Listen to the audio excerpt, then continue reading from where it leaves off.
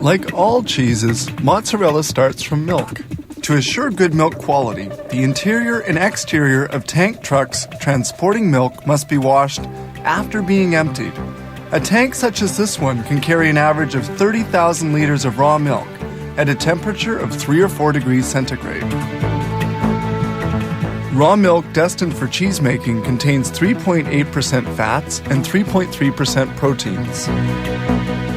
They store the milk and whey, a milk byproduct, in these immense silos, each with a capacity of 225,000 liters.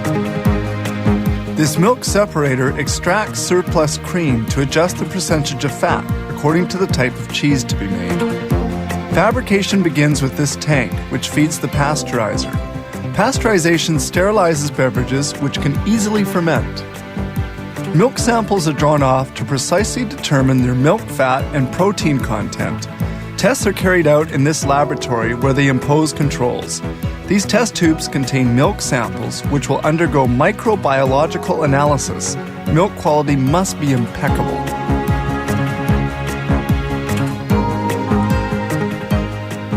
This is a curdler with a 25,000 liter capacity into which milk and other essential ingredients for making mozzarella are introduced, such as the enzyme rennet that curdles the milk.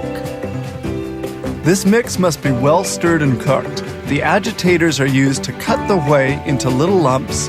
This step takes about 30 minutes. The temperature of the tanks depends on the type of cheese they're making. Agitators continue stirring the milk. Once cooking is done, the whey is pumped onto tables to be drained. It stays there for about 25 minutes. The solid and the liquid are now well separated.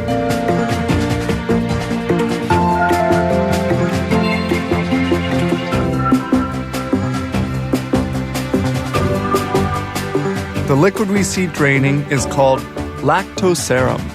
The lactoserum will be concentrated and transformed into milk byproducts.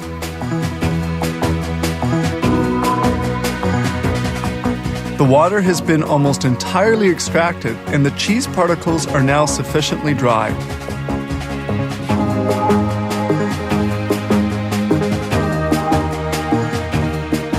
This large automated blade then moves cheese particles towards the next step.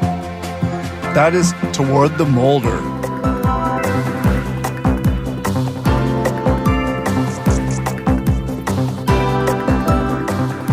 In the molder, the cheese is cut up before being carried to the cooker, the final processing step.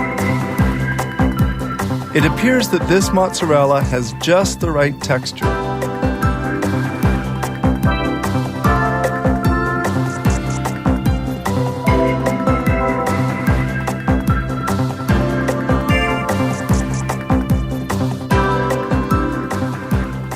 The cheese finally arrives at the molder, which will give it the proper shape. Each mold has a 2.5 kilo capacity and is rectangular. Brine, a salt solution, serves to cool as well as to salt the cheese blocks. The blocks are unmolded and fall into a brine tank.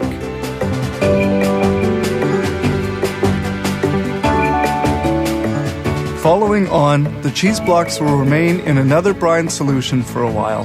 They are then carried by a conveyor towards another tank, where they will be immersed for 4 to 10 hours at a temperature of 2 degrees centigrade.